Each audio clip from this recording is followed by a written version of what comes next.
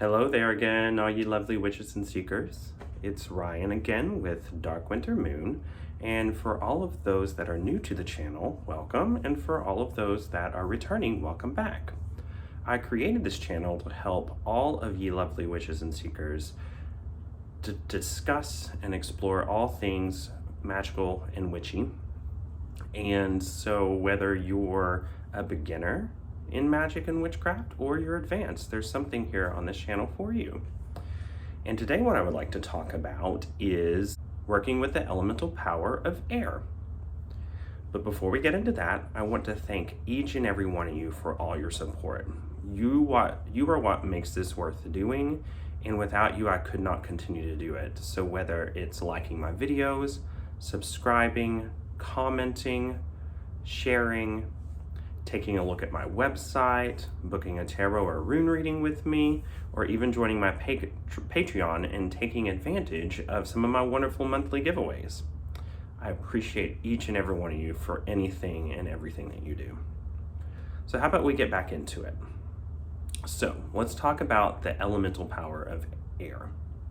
So something I wanted to go into is that I've found that for the most part, every person has a primary element that they have an affinity for. Now, often this will correspond to their astrological sign. For instance, I'm an Aquarius, which is an air sign, and my primary element is air.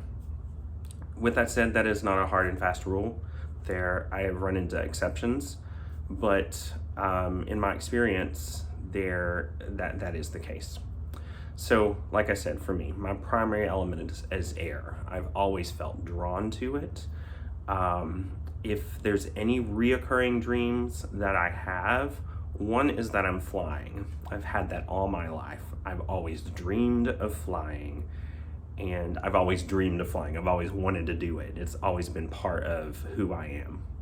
Also, I often dream of tornadoes, and I say tornadoes with an S because it's never just one tornado.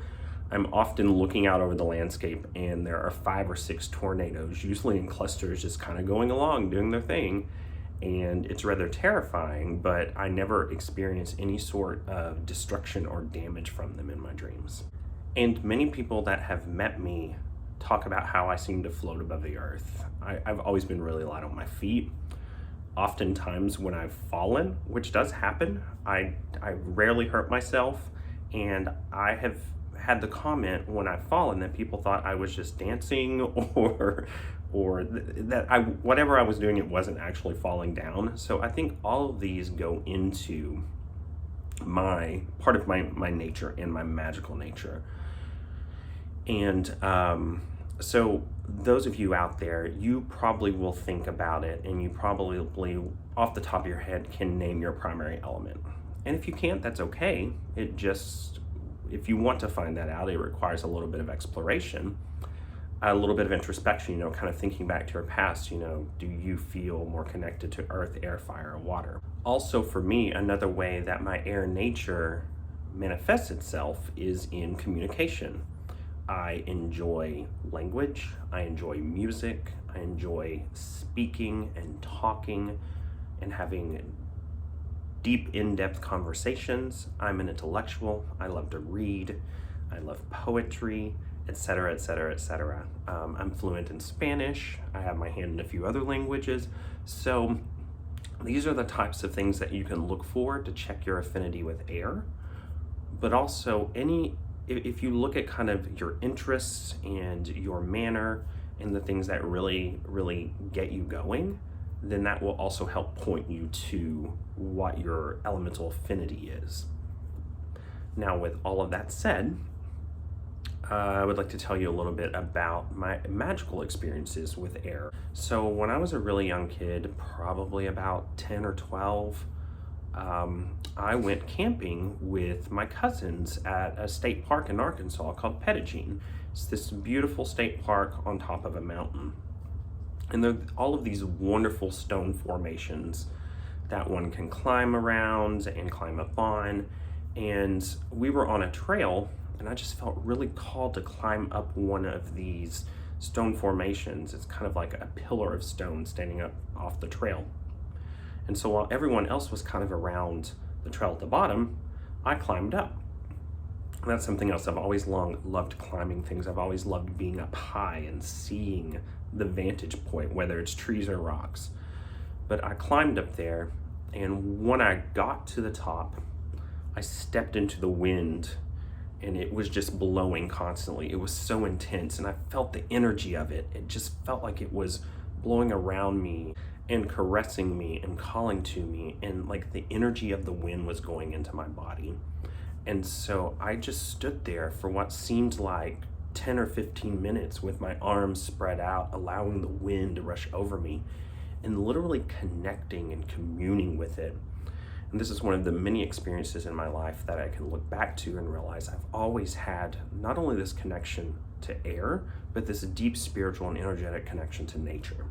And my cousin at the time noted this experience, and he talks about it to this day. He's like, I knew you were spiritually minded, that you were into something else when I saw you do things like that. And he is starting to explore witchcraft and paganism because of seeing my deep connection with things. So what are some of the tools in witchcraft that we can use to express air? Well, one of my favorites is incense.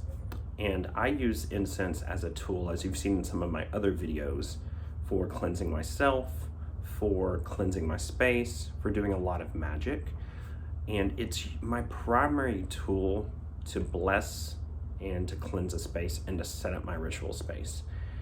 Now, sometimes I've done rituals where I'll walk around the circle with air, earth, fire, and water. But most of the time it is expressly water. Now, the interesting thing about that is most of the time when you use a tool in witchcraft, it's more than one thing. So incense is air and fire. Another thing that I use a lot of are essential oils, and they are both air and water. More primarily water than air, but you get my gist, that the scent of filling the air with scented smoke or even herbs. Those are some great tools in witchcraft. Another tool of air in witchcraft is the Athame, or ritual dagger. And it's also my primary tool in witchcraft. I use it to draw out my circle finally and cast it. And also use it for a lot of other things, to bless water, and to do other things. And of course, it's made of metal, so it's primarily an air tool, but it's made of metal. So you see what I'm saying about that interplay. Usually things are not just one element. And I'm gonna link a video here that shows me using some of these tools. So I can also often call the wind. So what I mean by this, if I reach out to the wind, I can often make it blow, or rather not make it blow, but ask it to blow, because you really can't make the wind do anything. So, unless you want to be really rude. Yeah, I can usually make the wind blow. This is a powerful tool on a hot day, or when you want the smoke from your campfire to go a different direction. So yeah, that's an interesting thing that you can also try to see how your affinity is. The interesting thing about air, though, is it's very wily and playful. So keep that in mind. It may not always do what you ask. Another way to also practice your air affinity is what I call air bending. And this usually requires an incense stick, and you want to turn off all your fans, probably make sure the air conditioning isn't on, so you get as still air as possible. And ground and center yourself. I'll link a video for that right here. And then focus on the incense stick and see if you can encourage it to do things like spiral up, or move left or right, or spread out, or do different things. Try that and see what happens. So there we have it. As always, thank you all so much for all your support.